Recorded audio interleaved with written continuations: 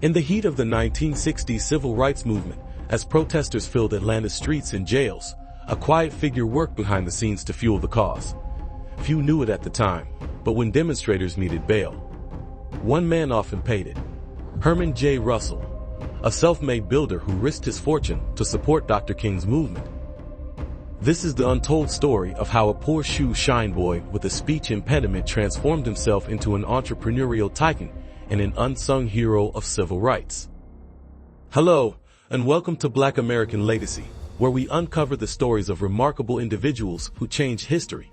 If you enjoy inspiring stories like this, please hit that like button and subscribe to join our community. Herman J. Russell came into the world on December 23, 1930, the youngest of 8 kids in Atlanta's Summerhill neighborhood. Picture this: the Great Depression is choking the nation, jobs are a mirage, and the Russell family is scraping by. Herman's dad, Rogers, was a plasterer, a master with his hands, smoothing walls, and teaching his boy the trade before Herman could even spell mortar. By age 8, little Herman's out there, a pint-sized handyman, fixing fences and delivering newspapers, his pockets jingling with pennies and dreams. My father I never heard a white person call him Mr. Russell. Always was Bob, a preacher. I was determined to improve their life and my life. And in many times I said, hell with segregation. I'm going to be what I want to be. Neighbors called him Scrappy, but they didn't know the half of it. In high school, despite a severe stutter, Herman ran for class office, stunning classmates who never expected the quiet kid to campaign.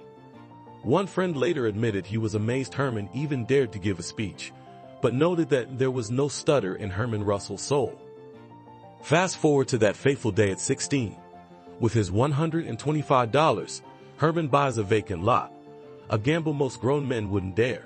He builds a duplex, hammering nails with his father's tools, and rents it out. That catch? It's his ticket to Tuskegee Institute, where he earns a degree in building construction in 1952. He's back in Atlanta, working alongside his dad, when tragedy strikes in 1957. Rogers dies, and at 26, Herman inherits a small plastering outfit, but he doesn't just keep it afloat. He renames it H.J. Russell and Company and sets his sights on the horizon. By the late 1950s, Herman's plastering business was growing steadily, but he wasn't content just fixing walls. He dreamed of building skyscrapers. Breaking into the white-dominated construction industry in the South was daunting. He wasn't just shunned, he was sometimes in danger for doing business as a black man in that era. Still, he refused to let fear stop him, using his charm and relentless drive to break down barriers. In the early 1960s, Herman achieved what many thought impossible. He became the first black member of Atlanta's Chamber of Commerce. He would later even serve as the Chamber's second black president, opening doors that had long been closed to his community. Now, here's where the story gets juicy. Atlanta in the 50s and 60s isn't exactly a welcoming place for a black entrepreneur. Segregation's iron grip means big contracts are locked behind doors Herman's not supposed to knock on. But he's clever. He starts small, plastering gigs, repair jobs, building a crew of 25 by the mid-50s. Then, in the 1960s, he lands his first big break, 12 residential units on South Avenue. It's a modest start, but it's fuel for a rocket. Government programs for affordable housing kick in, and suddenly H.J. Russell and Company is soaring, becoming a titan in HUD projects. Before long, his hands are shaping Atlanta's Skyline, Turner Field, the Georgia Dome, Hartsfield-Jackson Airport, even the jaw-dropping Mercedes-Benz Stadium. And get this, his company grows into the largest minority-owned real estate and construction firm in America, raking in over $300 million and employing 2,500 people. Not bad for a kid from Summerhill, right? But there's more to Herman than bricks and mortar. He was friends with Dr. Martin Luther King Jr., who would sometimes come to Herman's house to relax and swim in his indoor pool, a private retreat from the pressures of the movement. But Herman did far more than offer hospitality. He became a secret weapon for civil rights, a behind-the-scenes financier. If money was needed to fund a march or free protesters from jail, Herman quietly supplied it. In fact, he bankrolled a significant portion of the movement, helping keep the cause alive and the protesters out of jail. He kept these efforts low-key, never seeking credit. For him, it was about justice, not accolades. This kind of behind-the-curtain heroism earned him a revered place among movement insiders. Yet publicly, he remained the soft-spoken businessman with a warm smile. As one colleague joked, Herman was the only businessman who could tell you to go to hell and make you look forward to the trip. In other words, he was unfailingly polite even when he meant business, a true Southern gentleman. When Maynard Jackson runs to become Atlanta's first black mayor in 1973, who's bankrolling the campaign, you guessed it, his house isn't just a home. It's a war room for justice, a sanctuary where dreams of equality take shape. By 1973, Atlanta was turning a new page.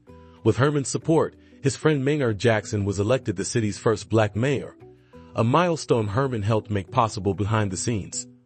If you've ever flown through Hartsfield-Jackson or cheered in an Atlanta stadium, you've seen Russell's handiwork.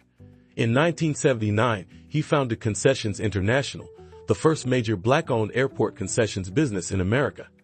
He was also expanding into real estate development, property management, and even a local TV station.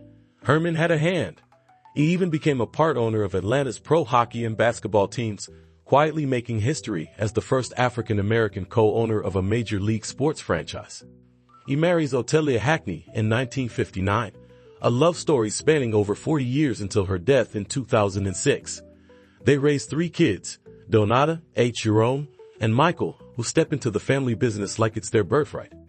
As the 1980s arrived, Herman J. Russell had firmly secured his place among America's most successful black entrepreneurs.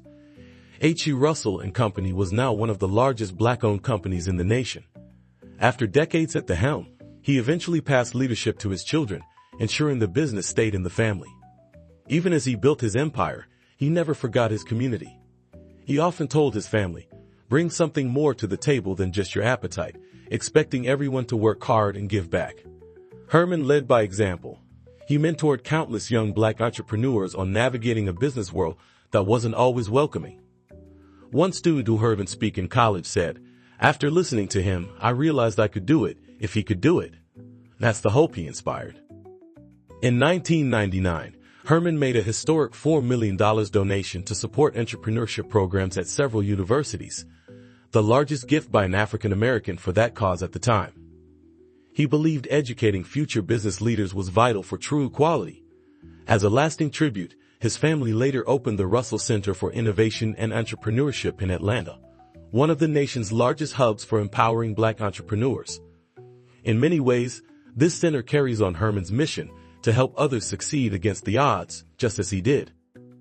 He also generously donated to educational institutions, including Clark Atlanta University, Georgia State University, Morehouse College, and Tuskegee University, underscoring his profound belief in the transformative power of education and entrepreneurship. Let's talk legacy. Herman steps down as CEO in 2004, handing the reins to his kids, but he's chairman until the end. He was still coming into the office in 2013 at age 82. As his health declined, his autobiography, Building Atlanta, hits shelves in 2014, just months before he passes at 83. Awards pile up. The Horatio Alger Award in 91, the Georgia Trustee title in 2013, and his family donates $1 million to Children's Healthcare of Atlanta, naming a lobby after him and Otelia. His company's fingerprints are on the Smithsonian National Museum of African American History and Culture, a monument to the struggles he knew too well. Herman J. Russell passed away in November 2014 at 83. He left a legacy as towering as the buildings he built. Those who knew him say you cannot bury Herman's laughter or his wisdom. You really got to ask yourself, what I want to do in life. You need to equip yourself for that. You need to work hard at it.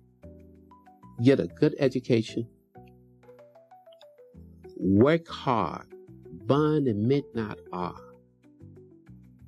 Be honest to yourself and others. Also, keep in mind, that you have an obligation to give back to society. That is very important. And you got to love what you do.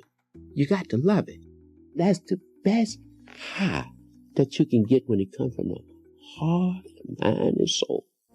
And if you do those things, I have no doubt about it that you're going to reach your goal.